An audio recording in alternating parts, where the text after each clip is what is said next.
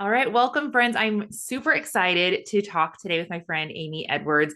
Amy and I met on her podcast almost 6 months ago to the day. And the miraculous thing about that podcast is we talked about giving up alcohol, and Amy decided then and there she was going to do a 90-day break. And now, Amy, you're at 6 months. So I wanted to talk to you and see how it's going.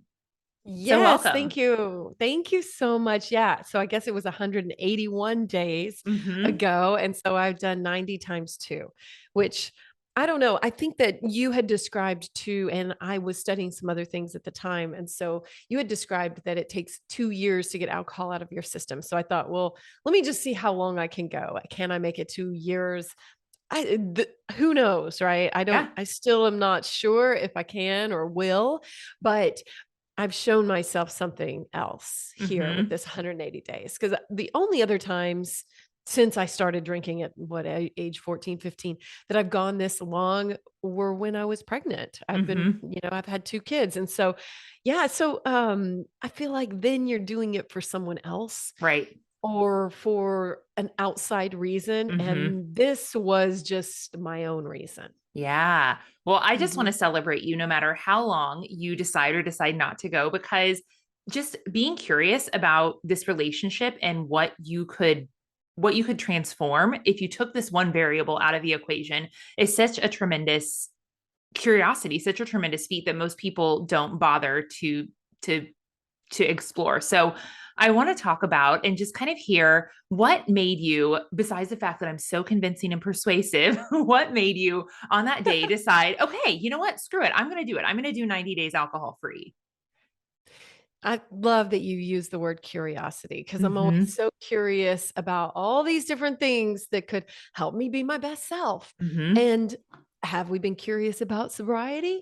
And when I say we, I mean me. Yeah. So have I been curious about sobriety? And I think that there I noticed, why am I not curious about this? Why am I not Mm-hmm. curious about what this could bring to me? And Mm-hmm. instead, I just turned away from it so many times. And so this cued me into like meeting you, looking at you, hearing from you, all the things that could manifest and all the things that it could teach you, which I Mm-hmm. am always of a growth mindset. And so I thought, why am I avoiding this one?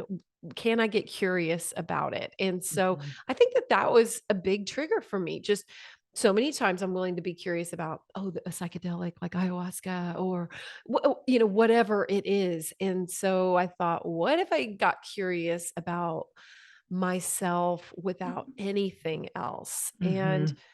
how I feel like that was, well, I know it was rare for me. And when I Mm-hmm. look around at other people, I think it's rare, period, It to is. get that curious. Mm-hmm. Yeah. And so I mean, when I say sober, this 180 days, I mean, for everything. Mm-hmm.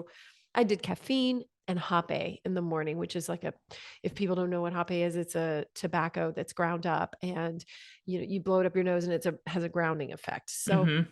Unless so you're I do me, that. because when we did Hop A together, I had a purging effect. Well, that's another story for Oh, another podcast, it though. it grounded you. I sure did. Yeah. Mhm. Oh my Yeah, goodness. so Well, those are the only things I left it in, and I have enjoyed my caffeine, I'm not gonna lie. oh, sister, me But too. it's not the same. I mean, it's not as altering as, all these other things that we can lean into. Yeah. Well, you said something just now. You said, I was resistant to it. And I want to know from your best guess or observation, what was it that made you resistant to, trying some time without alcohol?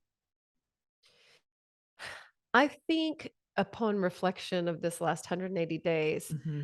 I think there was just a lot of old patterning Mm-hmm. and not understanding that I could function in social situations in particular without a drink in my hand. But I Mm-hmm. did have a drink in my hand. I still functioned. I put a different drink in my hand. That was Yes. that was really it. And so I think that was a lot of the resistance. And I excavated that question too. Like, why am I resistant? Because I'm in a position right now when I have the opportunity to be sober in a pretty easy way because I have a sober partner. Mm-hmm. My children are teenagers, and so modeling that to them seems like something I don't know, a really good example to show them. Mhm. And so I just had to poke around a little bit. Like, why do I want these state changes? Why am I resisting a little bit? And it was really interesting to find those spaces that I thought I needed something. And I Mhm. mean, the end of the day when you're stressed out or, I need a drink, those kind of things. Mhm. And just paying attention to those and getting curious about them and Mhm. saying, all right, why am I resisting just feeling my emotions right now or Yeah. whatever they may be? Mm. Mhm.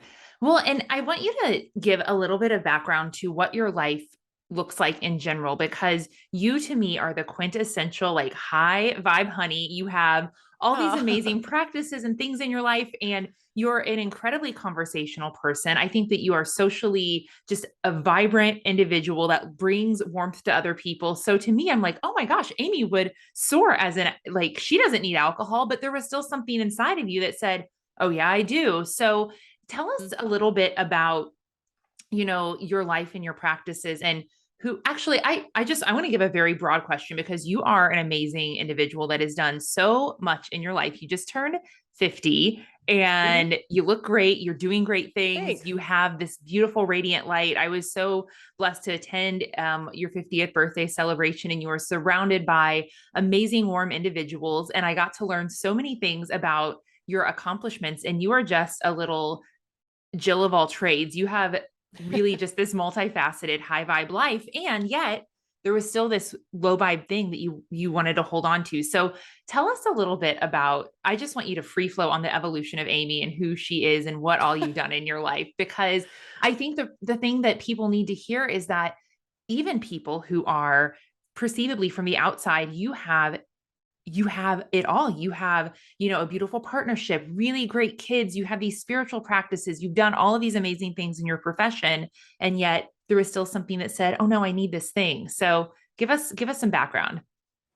Well, thank you for all that. Yes, of And course. It's all I true. really, I really appreciate it. Sometimes it's, hard to step outside ourselves and see ourselves in that way when we're like, I know the inner goings on.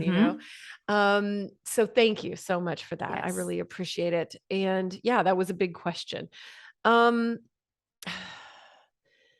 I was thinking of it from an alcohol perspective, but just looking back at my life, I mean, what am I answering right Yeah. now? Okay. So I think the thing about you that Sorry. is so interesting is spiritually and professionally, you have uh like a beautiful journey. Like I admire Oh, it so thanks. much. And so I would love to hear about where you were in outside life before, like just in Got general. it. Where were you at professionally, spiritually? Tell us some things that have been going on in your life.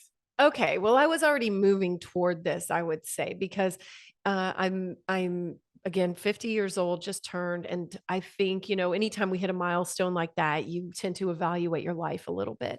And so I knew that that was coming, and I wanted to be as much of myself as I possibly could be. And I've been moving toward that, as I said, in the last, well, I don't know how many years, really, many years, 20, 30 years, but more consciously in the last, I'd say 5 years. And I had a second divorce in 2018, and at the same time I was a rock and roll artist, and I've worked in radio off and on through the years and for the last 30 years, and then I've done podcasting for the last probably 7 or 8 years. My podcast now is my third iteration of a podcast. And along with that, I just kept pushing myself to grow. And when the opportunity to do music came along in my late 30s, I went ahead and said yes to that because I knew it pushed me outside my comfort zone. I tend to say yes to those types of things. But the running thread through all of this is probably me on a microphone amplifying my voice, Hmm. or expressing myself with my voice in some way. Even back 20 years ago, I had a clothing store. And so that was about expressing myself through fashion. And so I noticed that there's these similar threads running along there. And I started to take stock of who I really wanted to be. And I think that just sometimes comes with age. And so I started doing a lot of self work after that second divorce and thought, why am I getting divorced again? who do I need to be? What do I really want in my life? And I just started delving into the self-work aspect of it and taking stock of my own self-love, my own growth, my own voice in a truly authentic way. And as a result, I came into the podcast that I have now, the Amy Edwards Show, where we met. And I also worked on myself enough to manifest a relationship that was truly fulfilling for me. Mhm. And I wanted to be my best self for my daughters, which has always been something that I've strived for since I had kids in my mid 30s. And that's partly why I said yes to music and yes to learning guitar and singing and writing songs and putting out albums, because I thought, let me just show them that you can do this at a later age. You can do this at any age. Let me show everybody that if you just go for it, whatever you're dreaming, it's possible. And so those all converged, and I thought, well, let me just keep getting in touch with myself and keep seeing how big it can get, how much I can expand. And at the same time, let's see, that was 2018. And I did a lot. I started doing some psychedelic work and giving myself integration time with that as well, which was really crucial in any psychedelic practice.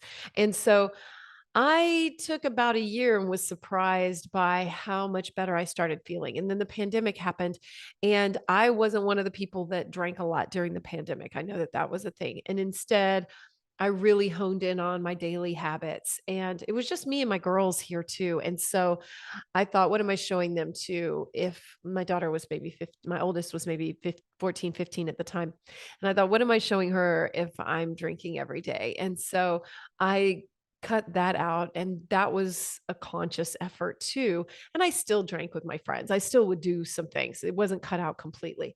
But I did notice that I made leaps and bounds in my own manifestation and coming into my show, and just everything that I was doing amplified. Mhm. And so I appreciate the really kind words. It's a work in progress. It's something that I have to consciously do every single day. But I've worked for the last however many years, 5 years, on building those habits and building my daily practices. I mean, just my altar's behind me right now. I just meditated and I just like cried during my meditation. I just had some moments. And that's okay, like it's all about our growth and our process and what we can learn from what we're seeing all the time. And so that is my philosophy in life. And that is what I bring to all the work that I do as well. My show, everything is about just getting more honest and bringing that out into the world so everyone else feels more comfortable to be more honest. That is truly what it's about for me. And so, yes, I've done all these things, but they've all added up to the me right now. And using my voice and cutting out drinking, to bring it back to this, has shown me some different ways I can use my voice. And that has kind of surprised me, because I think there were spaces where I still held back. And in social situations, held back on who I really am, and maybe getting more honest with myself too, using my inner Mhm. voice and feeling comfortable with that, and feeling comfortable with what I do want and what I don't want. And that's been an excellent teacher through this 180 days. And it's been super interesting, because I thought, it was just about cutting out drinking, but instead it was a lot about my voice and finding my boundaries and finding my honesty and finding my authenticity. And I've really enjoyed that. So this last weekend, I went to Florida, and I had a weekend that we surprisingly organized with 5 women who are turning 50 this year, friends from high school. And so we all got together in Florida this weekend. I'm still surprised that we actually made it happen with all our schedules and everything. But we prioritized it and we made it happen. And I thought, am I going to get through this without drinking? Because they were like, what are we drinking? Let's get our grocery list together. And they all drank through the weekend, and I didn't. And if I hadn't had this interview with you today, would I have made it? I don't know. But I was like, you know what? It really helped to have a goal and some accountability there. And so it made it a little easier, but they were all really encouraging to me. They were like, Mhm. good for you. And, I just ordered mocktails or made myself something, and I laughed a lot. And I had a great time, and it showed me something else, like, oh, you can step out of old patterns. You don't, even if everybody else is drinking, you can still have a good time. My partner is sober, and as I said, like, that's made it easier. But one of the things he said is he's going to show up to whatever it is and have the best time of anybody. And Mhm. like, just going in with that mindset and that intention to things. And I carried that with me this last weekend, and I thought, I'm going to just have the best time too. And commit to having a good time, commit to life, commit to showing up, commit to loving it, you know, I don't even want to say without, just loving it as as your whole self, and not Mhm. needing anything outside yourself to have that, because isn't that the goal anyway? Isn't that what we're trying, like, what are we trying to get to? I'm not, like, I think that we're trying to get to just happiness right here, right now. And Yes. so, yeah, so I thought, okay, I'll say yes to that. So I hope that kind of answers your Oh my question. gosh, totally. And I could like ping pong off of so many points here, but the thing that actually really hit home, I actually got chills when you said it, because this is one of the things that I teach and I believe to be so true. And you're a great example of this. In fact, um, this like permission that we need sometimes to shine at our brightest. And it's very serendipitous because the theme for your 50th was shiny. And you are Yeah. such a bright, shining personality. And I perceive that you shine so bright right now, yet there was this, I want to know if there's just this, what I heard in the undertone was maybe I am not permitted to be my full authentic self and shine at my brightest in these social situations in this life, because what if that's too bright for people? Marianne Williamson, who's one of my mentors, she has this quote that I know that you've heard it, but if you haven't, it's our deepest fear is not that we're inadequate. Our deepest fear is that we're powerful beyond measure. And I'd love to know in that this 180 days, how have you, what has it felt like? What are some examples of you stepping into that authenticity, stepping into that light even more? You said you learned some things about yourself. So I'd love to know like what it's felt like to just allow yourself to shine. Yeah, that's a great question. And so it just made me think. And I think that like so many of us, have always wanted to fit in. You want to go with the flow, win in Rome. Like, you just want to go with what everybody's doing. And for me, there's a people pleaser aspect of that. There's a thing where I want everybody else to feel comfortable. Mm-hmm. And I actually, since we're talking about this, I'm leaving tomorrow to go on another girls' trip. I had two 50th trips just happen right now. And so I'm like questioning, okay, if I am going to drink there, why? Like, why am I going to? And so, is it to make them feel comfortable? And a lot of times, if we ask, that is why. It's to make other people feel comfortable. So, Mm-hmm. if you're left to your own devices, would you do it? And those are great questions to ask yourself and tap into. And if I wouldn't do it, if I wouldn't drink, then what is that? That's me shining my brightest. That's me Mm-hmm. being my full actualized self and not needing anything else, and loving how I feel the next morning and remembering everything. And I like those things.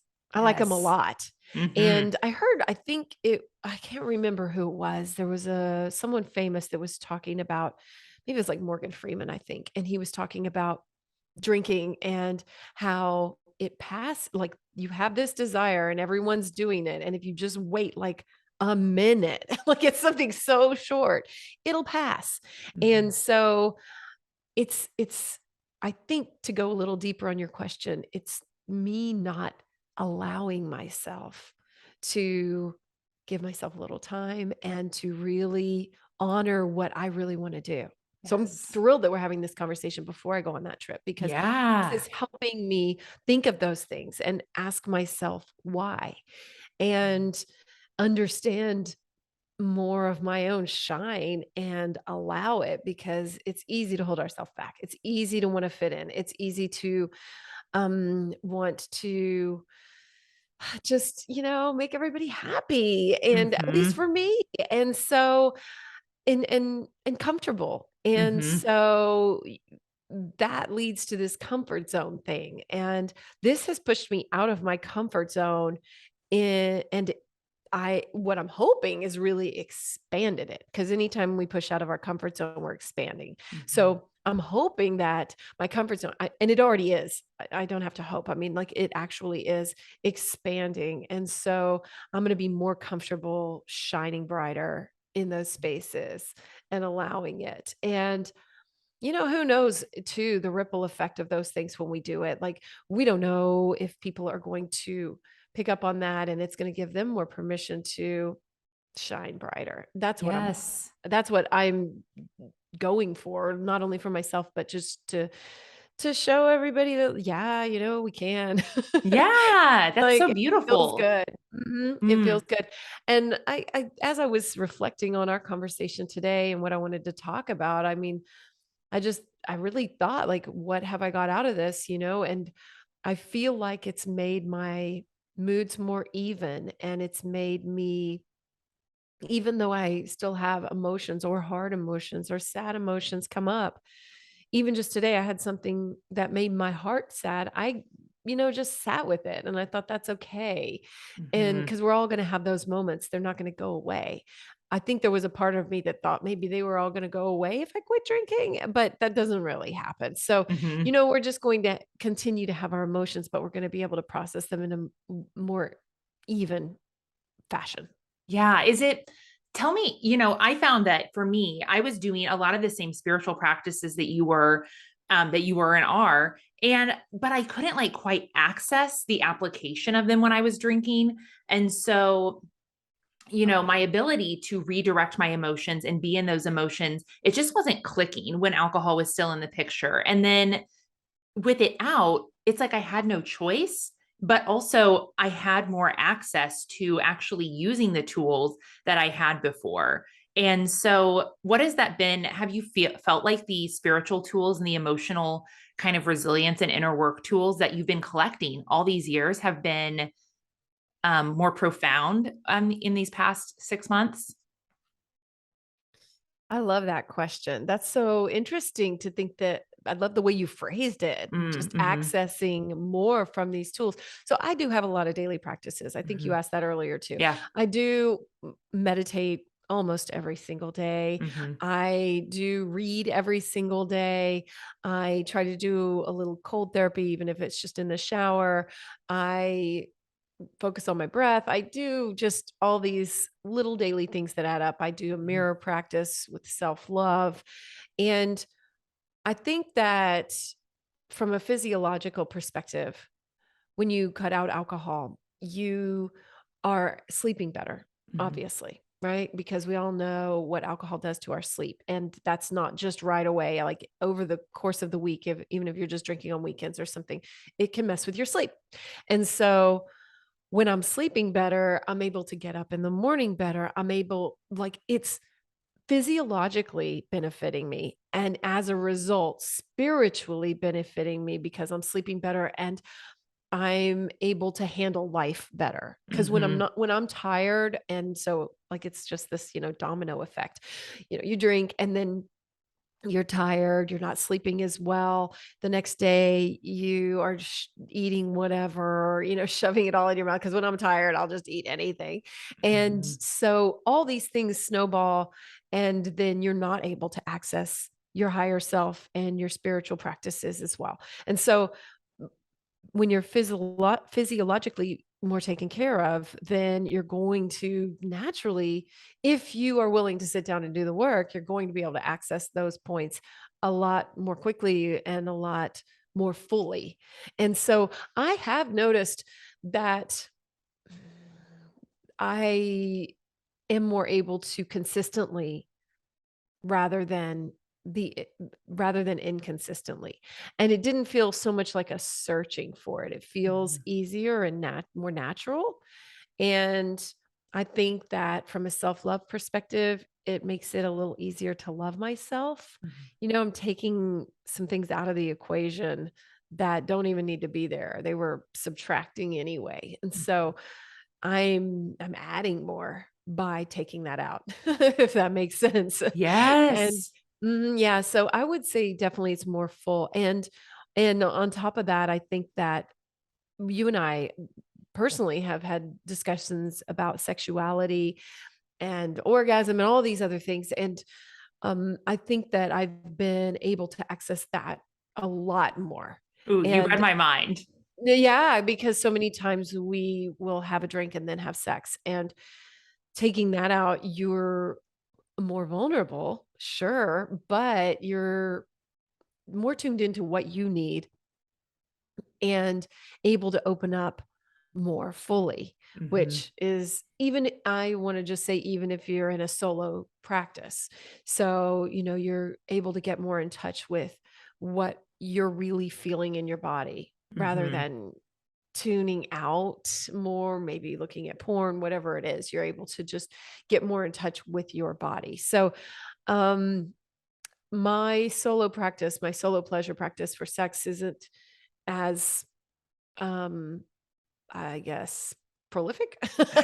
Isn't as, I don't do it as much as I did during the pandemic because I Hmm. have a partner now, but I still try to tune into that and pay attention to how much more I've opened up, and I really Hmm. have, and Hmm. so that's a really cool benefit too, because there's a definite spiritual connection between sex and spirituality and your voice, and Hmm. so we're dulling that a bit when we have alcohol in our system, and so that's been an interesting one for me to pay attention to too, and just notice, just get curious, like, oh, am I experiencing this a little bit more? Am I able to open up, and get as wild or, um, you know, open Hmm. as I would if I'd had a few drinks. And so, Totally.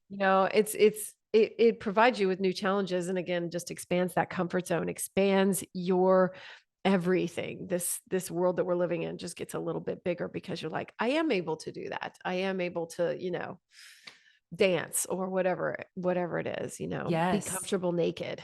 And I Mhm. love if you have any of those pieces you want to talk about even more, because, in my experience of you in these past 6 months alone, you've had a lot of vulnerable and brave experiences in your relationship and in your sexuality that you really have to show up and truly be brave when you don't have any buffer in the way. And I'd love to know like what that feels like, maybe even in the moment viscerally, because I know that you had several moments where it was like, oh, I'm feeling everything. But then also after the fact, when you're able to kind of integrate, how fucking proud of yourself you are for exploring these experiences completely undiluted. Yeah, you really are. And, I just want to address too, like if people are listening and they don't have a partner that's sober too, I Hmm. imagine that can be pretty challenging, Hmm. Hmm. So luckily, or I don't want to say luckily, but just in my situation, I haven't had to navigate that. I have had a Hmm. sober partner who's showing up that way too. So we're both meeting there in that space. And then, yes, I am proud of myself, very proud of myself, because I've learned a lot just in the last 6 months about my own sexuality. And particularly, going to a play party with Kimmy Inch, and just learning to navigate really uncomfortable sexual spaces sober. Hmm. And because I have always leaned on alcohol for those types of things, like just to make you more comfortable. Isn't that weird how that does that? And and I had to just say, okay, I learned that I didn't even really know what I wanted. Hmm. And I'm still learning that and how to express what I even want. And I'm like, what have I been doing all these years? Like I was not in touch with what I wanted. Hmm. And I didn't even understand what the options were to want.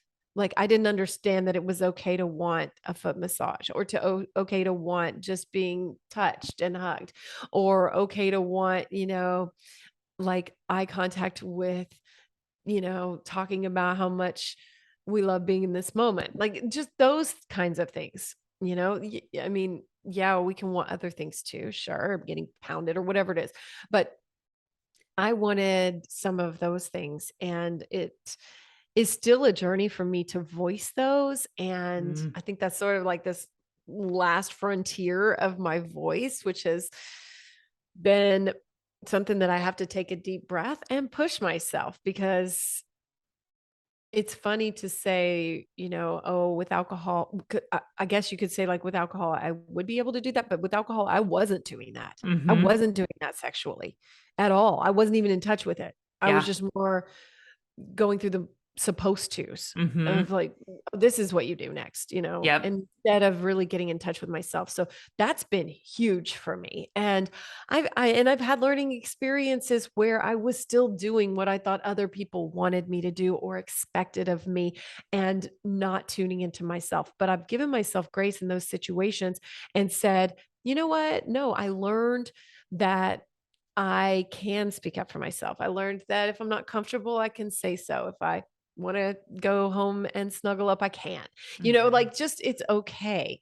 And honoring myself has been a huge growth spot in this for me. And whether it's saying you don't want to have a drink in a social situation, or whether it's speaking up about something you do or don't want sexually, which Mm. is really cool. Yeah, that's been a common thread, just really honoring yourself and tuning into what you want to desire, and not doing the people pleasy performative thing that, as good women, good girls, whatever, we're taught that, oh, this is how you do sex, this is how you do socialization, this is how you be polite and make everyone else feel comfortable.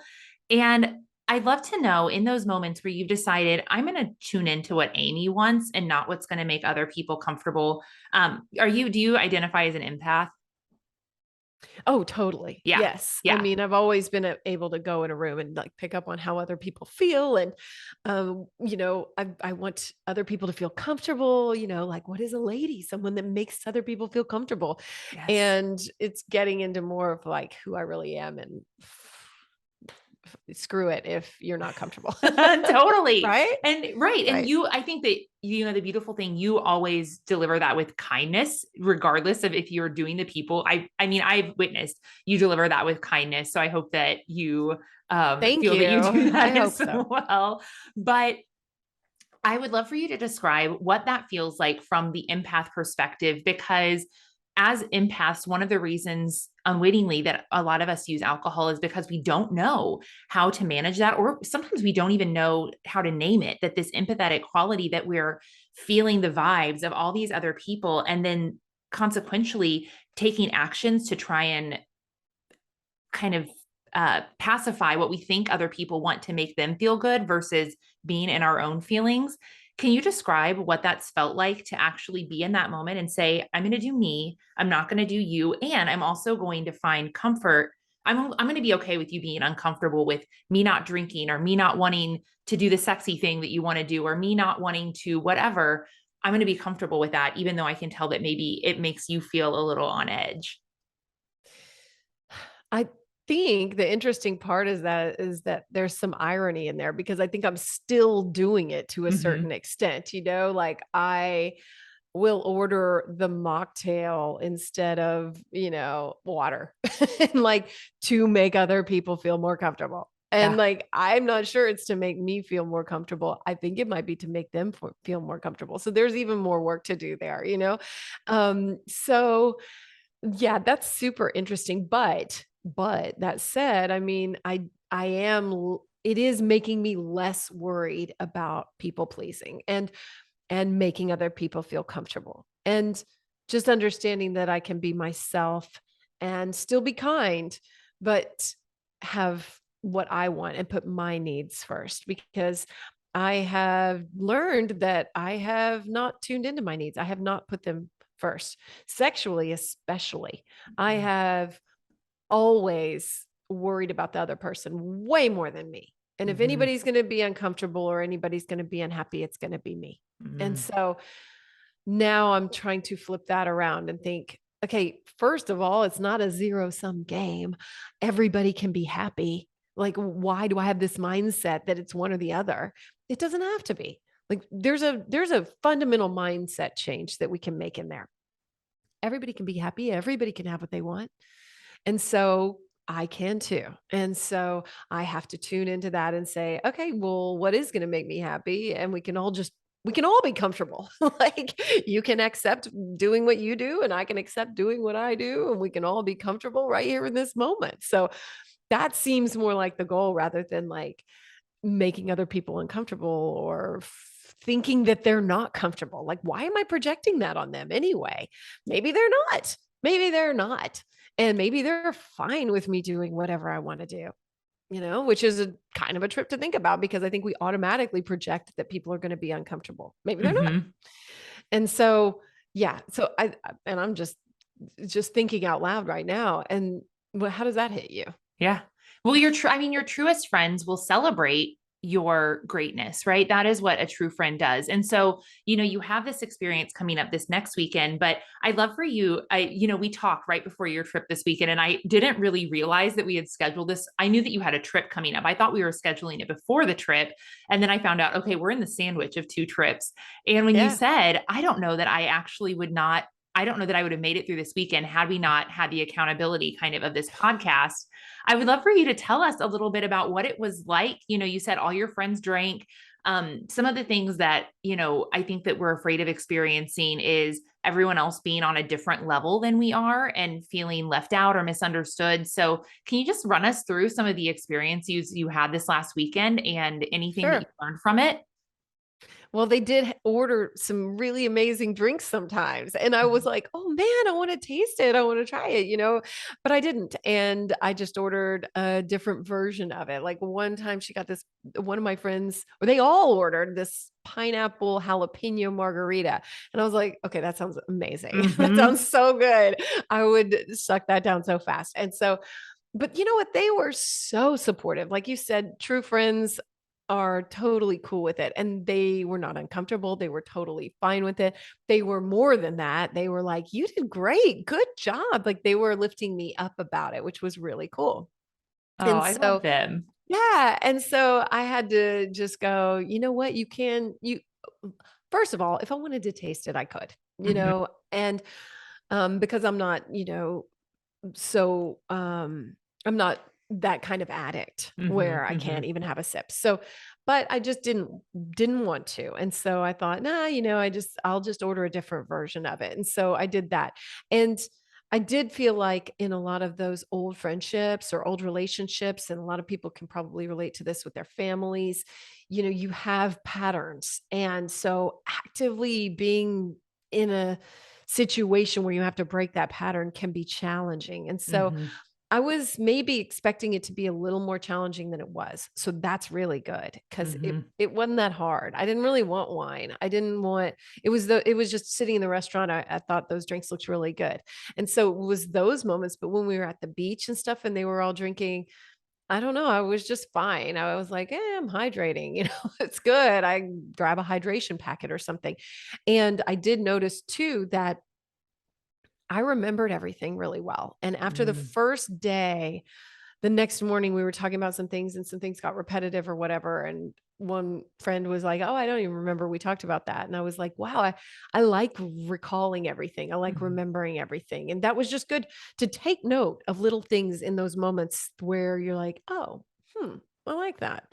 And so that kind of kept me going too through that day. And later in the evening, I was like, I'm going to remember everything that we talk about. I'm going to remember everything that we say. Well, my memory's not that great, but my memory is pretty good. And so, I was able to retain things and wake up feeling pretty good. So that was really nice too. So it was wonderful, actually. I would say to get through the weekend, I was a little nervous about it, but from the drinking perspective, and it just went great. I can understand though they weren't putting a lot of pressure on me, and I can Mm-hmm. understand when you're in patterns with people when they're like, come on, have a drink, come on, because Mm-hmm. they want to feel like they have that same level with you. Yep. And those are harder situations to turn down or to stay in your own space. Mm-hmm. And so I didn't really face that. I do suspect I'm going to face it on this next trip, actually no, they're not going to put pressure on me, I don't Yeah. think. But And I haven't encountered too many of those, like, Yeah. go ahead and have a drink. So Mhm. I think there's a wave and a trend right now, which I'm sure you're seeing. I mean, well, the more we look at each other's stuff, the more we're going to be fed that from the algorithm. But Mhm. I do feel like there's a bigger trend. Obviously, there's a lot more non-alcoholic spirits out there. There's a lot more options. And so I feel like, people are maybe a little more relaxed around it and Mhm. like, "Ah, cool, that's what's going on right now." And so what a cool movement too. What a cool trend to have going on because you've got that working in your favor. Oh, totally. Yeah. And, Mhm. as you were saying that too, Amy, I think one of the big things that changes the experience is I love what you just did. You corrected yourself because you said, I imagine there's going to be a little more of that this next week. And then you said, no, there's not. And you just declared that you're a no for that. You are a no for people peer pressuring you. And you just going into the situation with confidence, regardless of if you decide to have a sip of a drink or a whole drink or 5 million. Well, don't drink that many, but if you decide to have a weekend full of drinks, it doesn't matter because you've gone into this saying, I'm a no for pressure. I'm a yes for people accepting and supporting me. And so often people psych themselves up and they're like, it's going to be so terrible. People are going to make fun of me. Da, da, da, da, da. And of course, if you go into it with that, you open up the space for people being like that. But you've gone into this with Yeah. like, no, it'll all be good. They're going to be very supportive. And I bet my bottom dollar that they will be because you Yeah, they just will. declared They that. will. They will. Yes. I know they will.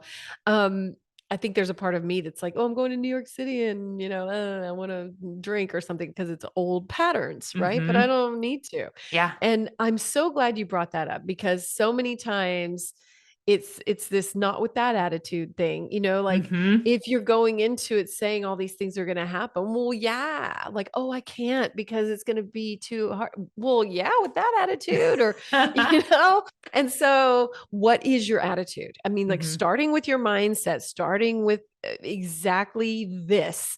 What is your mindset and what is your attitude toward it? And checking in with that is huge. Say it out loud to yourself. And I'm so big on what we're thinking and what we're telling Mm-hmm. ourselves. And so that is where it just starts. Like if you're saying, I don't know if I can do it. Well, yeah, I mean, you can't with that attitude, Yes. like, but if you're just saying to yourself, like, yeah, I can. I can today. I can right Mm-hmm. now. Mm-hmm. Then you're like creating these new attitudes toward it. And Yes. I mean, I'm just noticing it so much more. I think I had this friend, this is a kind of a silly story, but we were at dinner and we were with another couple and we were talking about us. I don't know how much I can talk about Anything. sexual things. It all Anything. goes Okay. here. We were we were talking about anal sex and they were talking about the beginning of their relationship and she was like, I just can't do it. And he said to her, well, not with that attitude. And it just makes me laugh so hard. And I'm like, he's right though. Anytime we're saying something, not with that attitude, you can't, right. With that attitude, you really can't. And so if you're Mm-hmm. saying, oh, I can't quit in this situation. Well, yeah, not with that attitude. And so how many times can I turn that around? And it's just rang in my ears so much. Yes, it was funny, and I'm glad it was funny because it gives me a little laugh. But I notice it so many times that we're like, I can't do this. Well, not with that attitude. So Yeah. I'm turning that around in my own life and just finding spaces. And this has just been a really cool opportunity to find those places and find those spaces and get way more honest with myself about what I'm telling myself Mm-hmm. and open up to speaking my own truth and being cool with that. Yes. Oh, well, Amy, I'm just so inspired by your entire journey and what you have just accomplished and felt into in this last 6 months, regardless again of what you do moving forward. So I'd love to know kind of as we close up, are there any other words of wisdom or observations or encouragements you'd like to offer anyone who's listening who's maybe fighting towards that 6 months or they're in that not with that attitude moment and they're just saying I Mhm. can't quit because it's inconvenient or because this that or the other or I'll take a break from alcohol when this happens or when it's more convenient. What might you say based on your experience to offer some encouragement to anyone listening? Well, thank you. I'm so inspired by you. I'm so Mhm. happy that we met. I mean, Me like right too. after, I would encourage everyone to listen to our podcast Yes. together too, which is on my show. It's so, so good. Maybe you can put a link to it in these show Hmm. notes or something. It's so incredible because I found you so inspiring and this was life-changing. And I just said yes to that moment, you know? Hmm. And even after you walked out, I was like, can we be friends? And you And were we like, are. yeah, come on. And so I'm just thrilled to have met you, and I find you so inspiring, and I love what you're putting out in the world. Mhm. So thank you Received. for Thank having you. me today. And Yes. what I would say to anybody that's struggling or just toying with this idea and wondering how they could implement it into their lives, I would say, and this goes for not only this, but anything that you want to try. Hmm. I would say treat it as an experiment. You don't have to commit for the rest of your life. Just like treat it as a little experiment. Like, what if I try this for a little while? How am I going to feel? And it's going to make you a little more tuned into how you actually feel. And, like if you were doing an experiment, you'd write down your hypothesis and you would Hmm. try it and you would see your results. And so you just treat it as a little experiment. I do that all the time with so many things. Like, what if you just try this a little differently? And it's just a matter of trying something a little bit differently and treating it as an experiment. And it makes you curious about the results. And so all that curiosity and fun really is mixed in because you're just trying an experiment. And then even if someone asks you, why aren't you drinking? You're able to say, like, I'm just seeing what it feels like. I'm trying a Yes. little experiment with myself and I'm just gonna, I don't know, just gonna see what it's like. And it takes this big, gigantic thing out of the equation. Cause anytime you think, I can't do that for the rest of my life, it's just too big. Too much. That's just too much. Hmm. I have to do this every day for the rest of my life. Like that's too big for me, way too big for me. And I think that's why, Yes. in AA and everything, they say one day at a time. And you can even treat it as 1 minute at a time. Like I was saying about Morgan Freeman or whoever it was, it passes in that minute. And Hmm. so do an experiment for that minute. Like, what if I just sit here for a minute? What if I order a mocktail and just, I don't know, just don't drink, don't have this next drink. Just don't order Hmm. this next drink and then see how I feel. Mm, Yes. Like just little tiny benchmarks of experiments can suddenly add up and you're like, wow, I had a whole month sober without even really trying because I was just experimenting with it. So that is a bit of advice from me. Yes. Oh, it Mhm. gets to be easy as well. If you approach it with that mindset, it gets to be easy. And It does. Again, your yeah. your comfort zone expands Hmm. and what's hard becomes a little bit easier and you're like, Hmm. "Oh, I'm able to. What else am I able to do? What else can I change my attitude about?" Yes. Oh, Amy, thank you so much. I am celebrating Yeah. everyone. If you once you listen to this, I would love for you to give Amy a shout out. Just a congratulations on 6 months. I know that that is just such a big and tremendous feat, and that you've learned Thank so much you. in this container. So I'm so proud of you, and I'm so grateful to call you my friend, and so grateful for you to come and share today your experience of 6 months Thank alcohol you. free today. Thank you. Me too. And I may even go to a meeting today and get a chip. I haven't Ooh, decided. So I okay. really might. I know. It just feels momentous. And so, anyway, I just want to thank you so much for having me. You know what? The day after we recorded that podcast, I went to an AA meeting. And Hmm. one of the things you say is you don't have to have a problem with alcohol for alcohol to be a problem in your life. And Hmm. that was a very profound message for me to Hmm. get. And I thought, why, where are the little spaces where I can improve?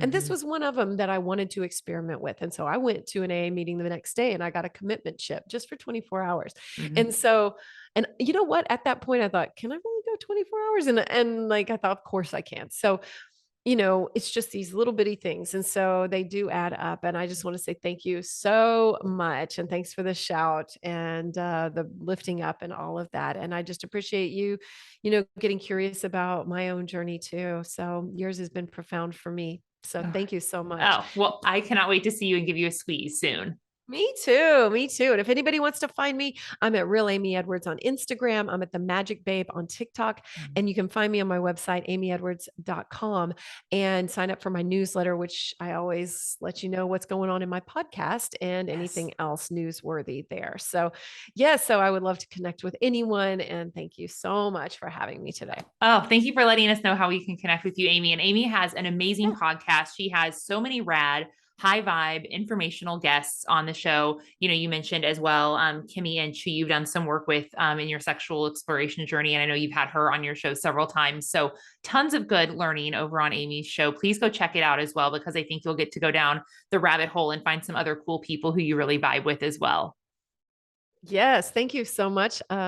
Yes, it's constant stream of amazing people like Yes. yourself. So that's the number one. If someone's listening to this, that I would say go listen because it's just so good. So I'm just Yes. so happy to be here and keep opening up my world and your world too, Oh, everybody's world.